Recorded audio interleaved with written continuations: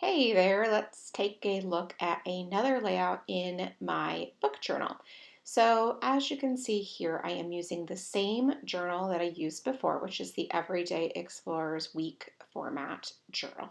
And I'm going to link everything up for you below.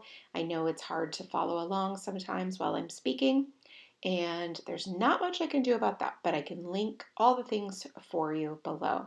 So I have printed all of the book covers on my Epson PictureMate, which is fantastic and I highly recommend it.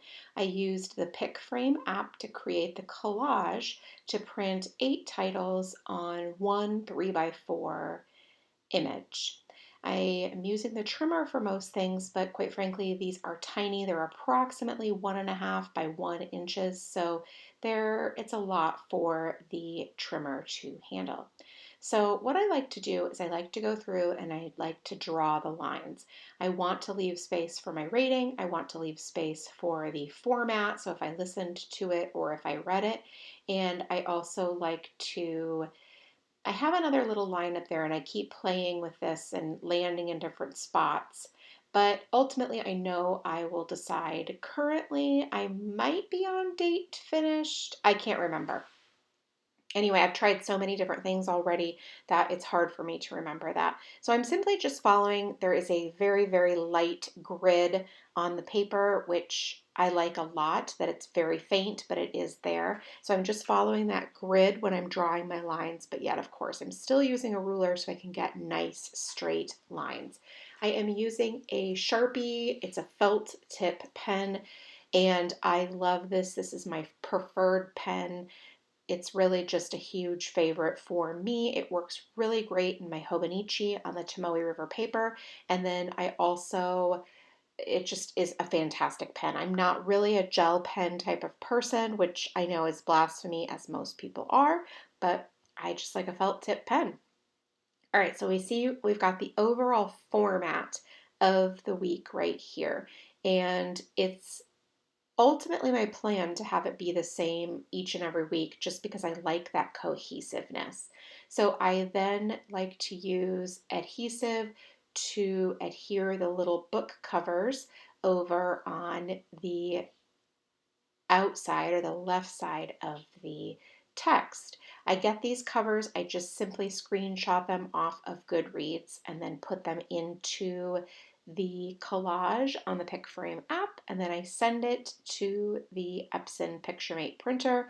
And the reason I like the PictureMate, it's a little bit pricier, but the thing I really like about it is that A, if your Wi-Fi is spotty, it doesn't really matter. It has a direct printer. That was very important for me. It also prints up to 5x7 prints, which I love so much. And then also the quality is absolutely positively unbeatable. And you can use whatever photo paper you want. You do not have to use a proprietary system. So those are some reasons why I really love the Epson PictureMate printer.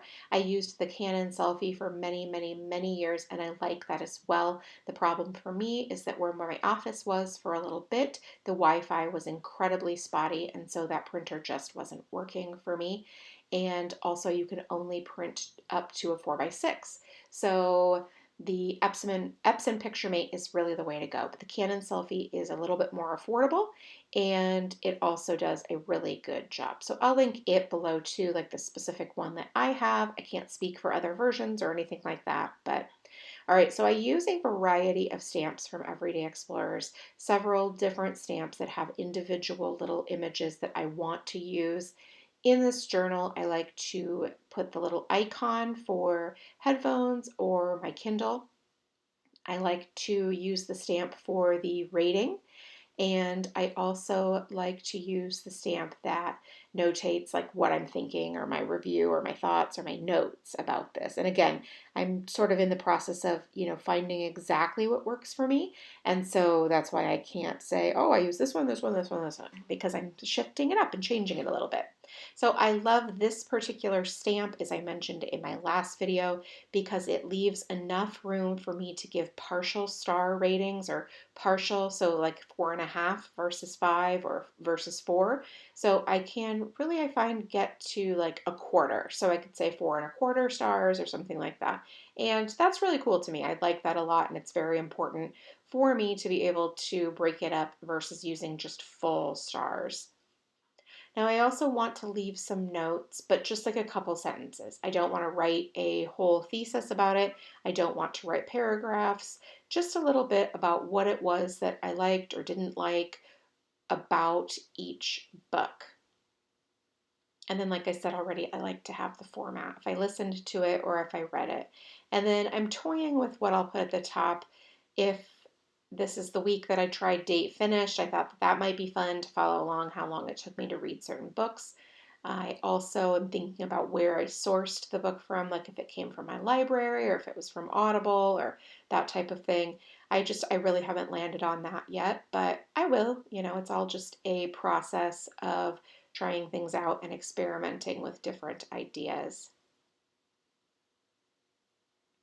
I am using black Versafine ink, and if you are new to stamping or haven't stamped at all, I cannot recommend this ink enough. It is formulated for fine details. It is so easy to use.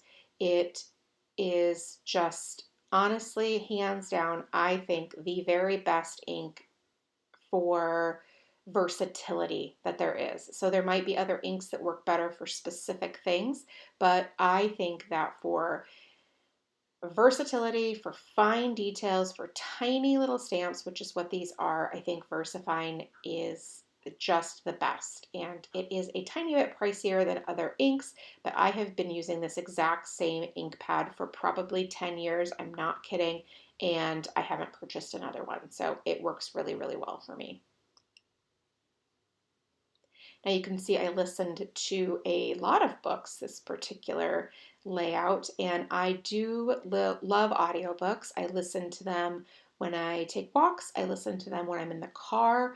I listen to them sometimes when I'm doing, cooking dinner, things like that. So audiobooks are fantastic. I do love reading physical books as well, and I go in spurts with, how often I do that, just like anybody else does. And 2023 was not a huge physical book year for me. I don't know, I didn't count, maybe like 20 or 25 or something physical books, but in years past, I have read 50 physical books or something like that. So again, it's not the most certainly that anybody's ever read, but it's, a decent amount. So I think that every book certainly has value.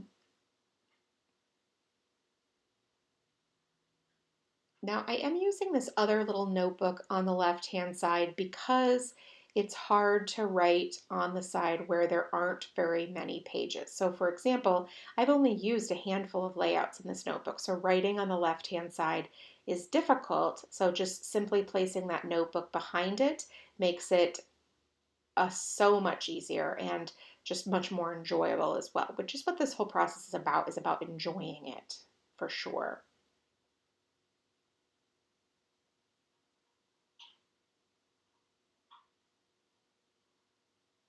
All right, so my camera cuts off after 30 minutes, and sometimes I don't catch it, and sometimes I forget to set a timer. So that's what you had here. I am coloring in the ratings for each book. There is not a specific color that goes with a specific rating. It is not color coded. I simply like to go red, orange, yellow, green, blue, purple, pink, and then back to red. So it's just for the overall look of the spread. I want it to be colorful, I want it to be cheerful, I want it to be fun, and I love to use rainbow colors whenever possible. So that's what I have done here. And so there's no special meaning between coloring a book blue or coloring a book pink or anything like that. So I get asked that a lot, and it's just something that I like to do.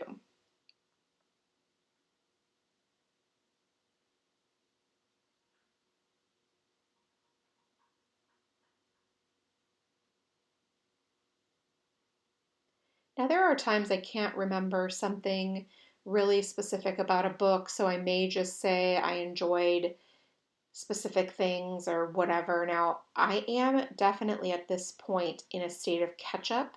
I had been planning on making this journal for about a year, and it took me about a year to get started. And then at that point, I decided that I was going to just start with 2023, just start afresh. So I did, this was in December.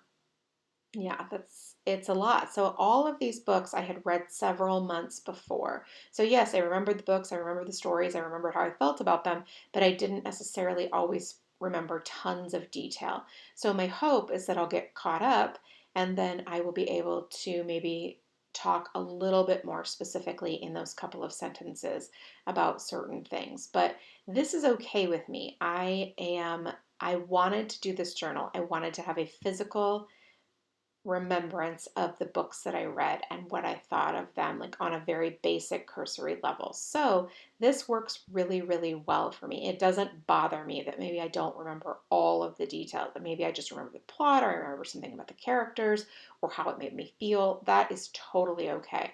And as we have already covered, I don't mind changing things up as I go either. So, for example, they'll get to a point where I'm doing it current, right? Well, that won't bother me that it's maybe the writing is a little bit different than it was for the 100 books before it. It's all right. It's just ever changing, just like my life.